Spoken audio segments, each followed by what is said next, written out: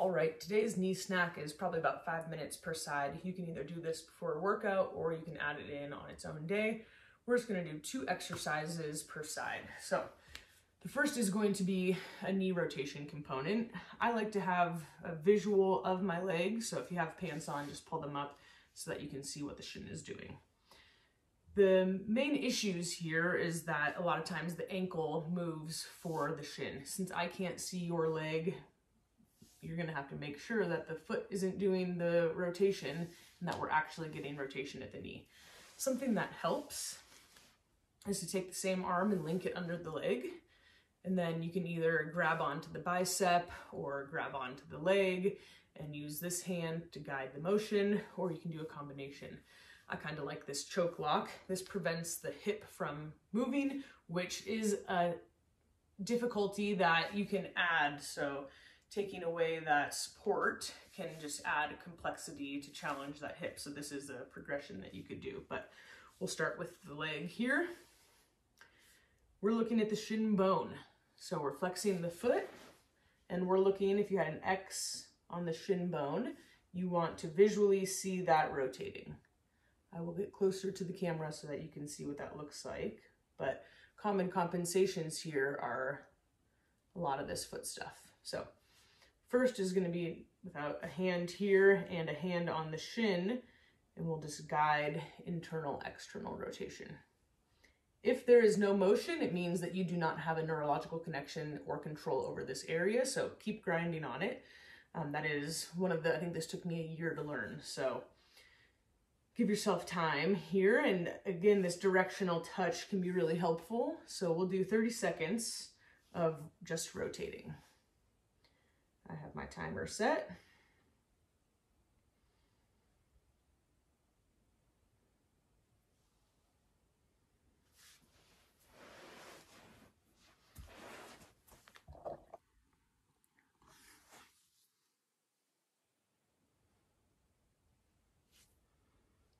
One more.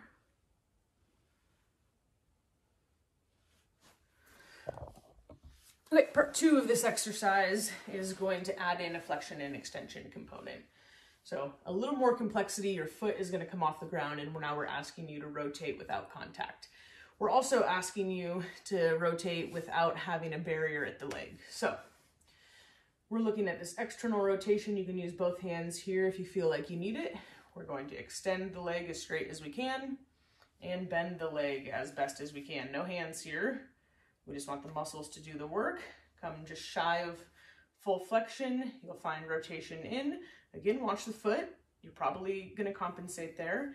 And then extend from this internal rotated position. And come all the way in. Back out just a little bit. A little easier to find rotation, not at end range. Externally rotate, extend. Straighten the leg. Lock it out. Feel the quad work. Bend as best and as much as you can. Come just shy. One more, find rotation in and extend, straighten, lock the leg, and come in and rotate back out.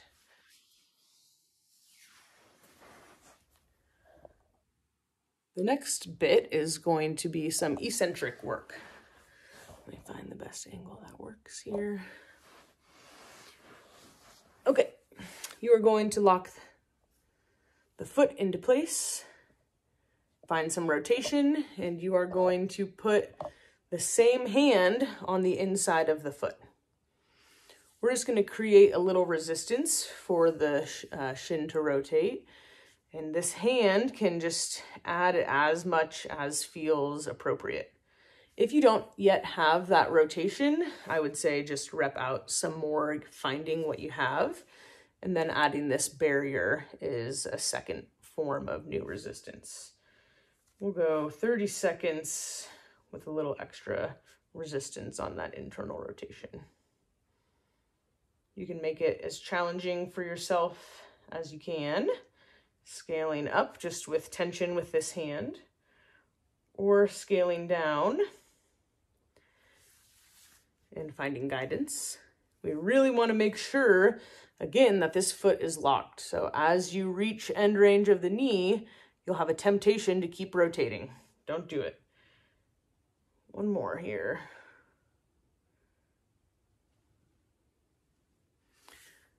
We are going to go through the whole one side, and then you'll just repeat the video on the other side. So, exercise part number 2, flexion and extension.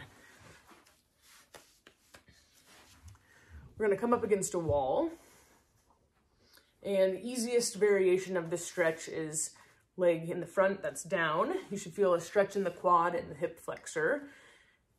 Level 2 would be coming up into a higher stretch. Let me adjust the camera here so you can see my face.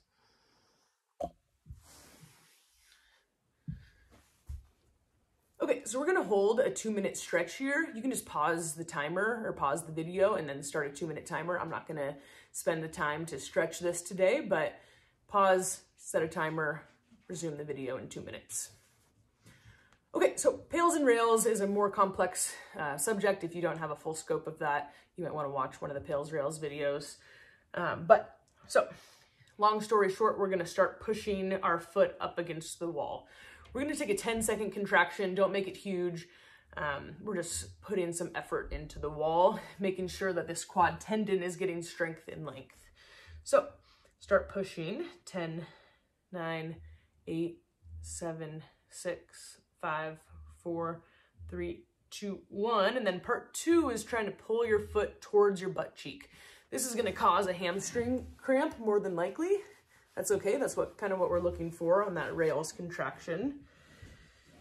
But just get back into position and we'll start number 2. We're gonna do 3 of these total. So pushing the foot and leg against the wall. 10, 9, 8, 7, 6, 5, 4, 3, 2, 1. And then I'll just change my angle so you can see you're trying to pull your heel towards your butt. 3, 2, 1.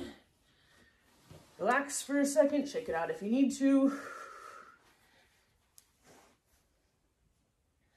And reset one last time.